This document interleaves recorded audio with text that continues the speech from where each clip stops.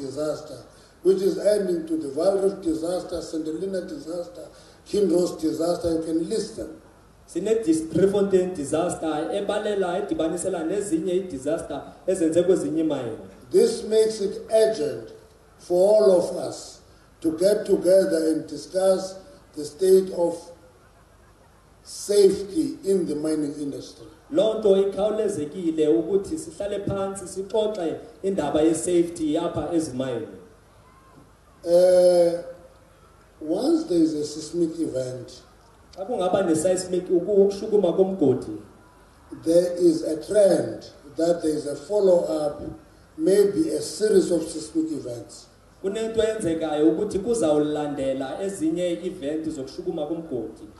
we even go to the technology, whatever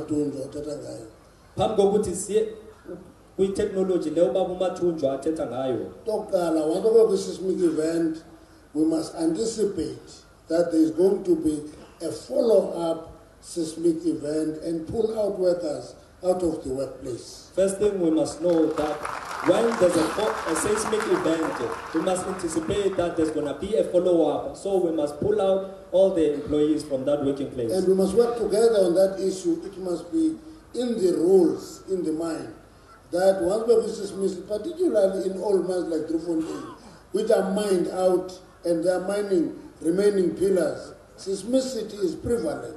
Kumele sisebenzisane sisonke ukufana naxa phezimine esifana neDriefontein zezakudala kumele senze sure ngoba lonto leyo yenza ukuthi ngoba ezimine zimayiniwe kumele sihlale sijongile.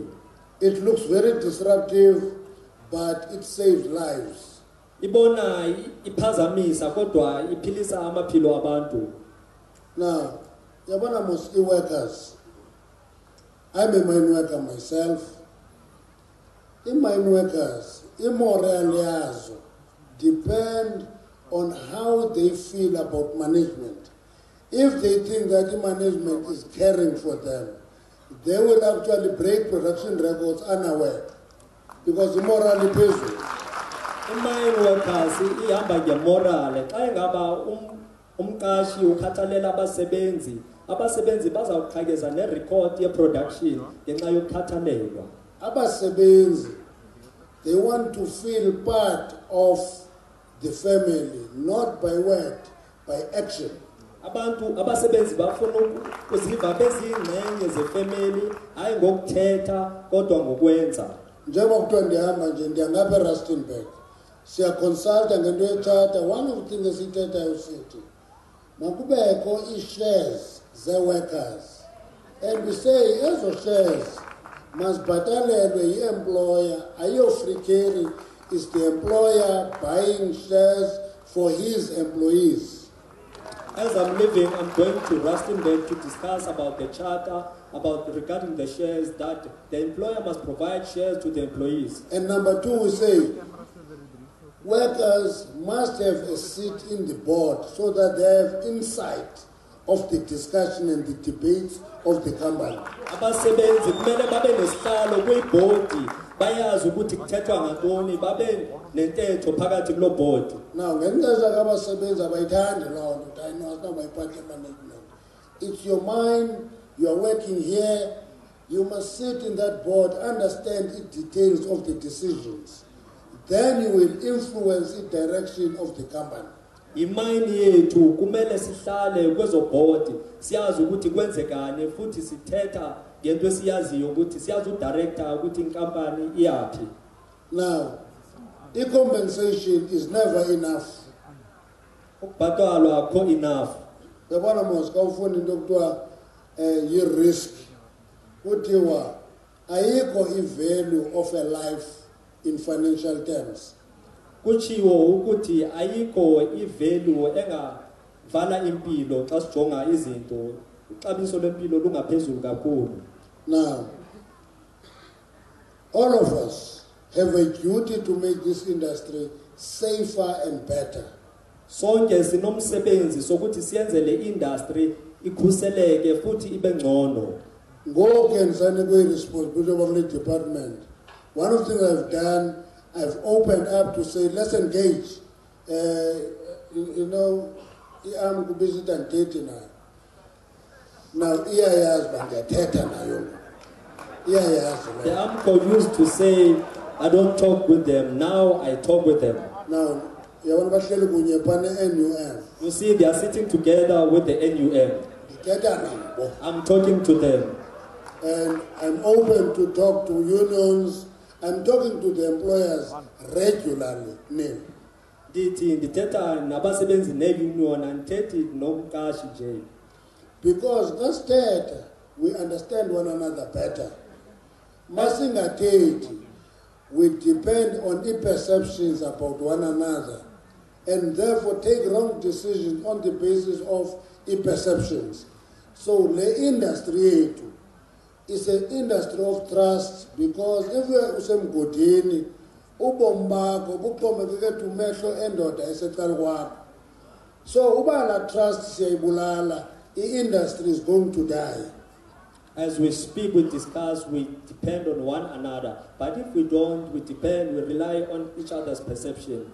And that simplifies it to say that my safety depends on the next person next to me.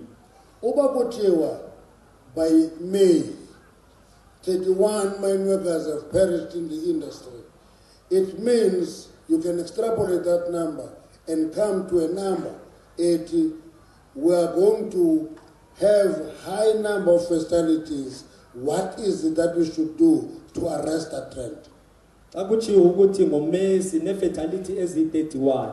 Loo nto yenza ukuthi sizibuze ukuthi ingaba yinamba engakanani esiyilindele. Mine workers are not statistic. They are human beings. Abasebenzi basezimayini asiyinamba kuphela kodwa bangabantu. Ufuneka sibanike imbeko ebafaneleyo nenhlonipho ebafaneleyo. We have to give them respect and honor that they deserve.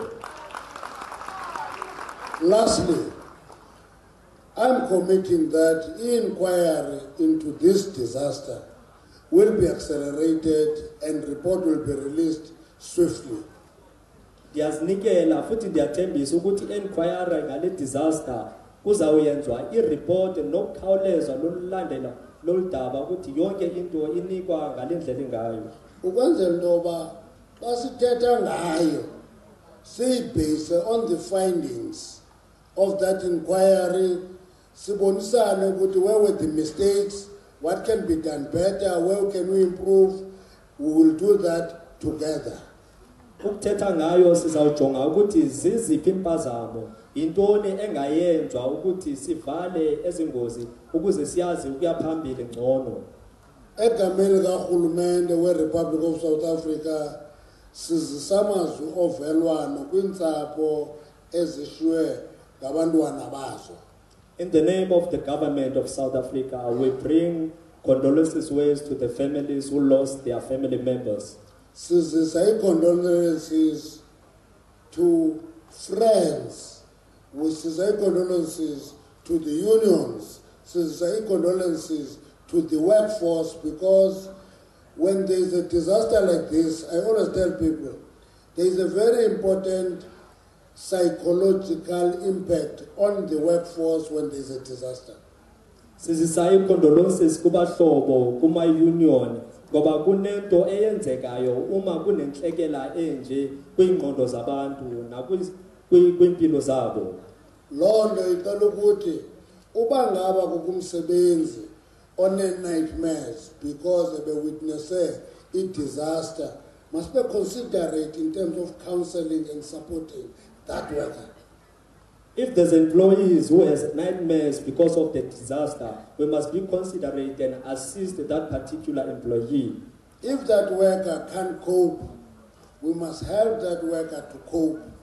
If lo msebenzi akakhoni ukucopa, kumele simncede ayazi ukucopa. That is the impact of a disaster in the mind of a person. Iyo impact ye disaster engqondweni yomuntu leyo. Mining is a good industry, but it is as good as all of us together in the industry itself. Mining industry enhle kodwa ibanhle xa ifana xa sisonke apha. But it is also difficult, it is dangerous, it is dirty and it is diseased. Futhi i-disaster, i-dangerous, imdaka, ayilunganga. Ifuna ke in everything we do, appreciate the nature of the industry itself. That is not like mixing syrup and water and produce cool drink. It is dangerous. It is diseased. Ifuna kuyo yonke into esiyenzayo ayifani xa ufaka isirap nedrink ibe mnandi. I-dangerous futhi ingcolile. And Lord, ifuna ke sihloniphane all the time. Akukho umuntu wokudlala oze emgodini, because ngoye emgodini you are like a person who is in the war front. In that manner, it needs us to respect one another, because it is the same that as a person is going to a warfare, he's in the war front. Ndiyabulela kakhulu. Thank you very much.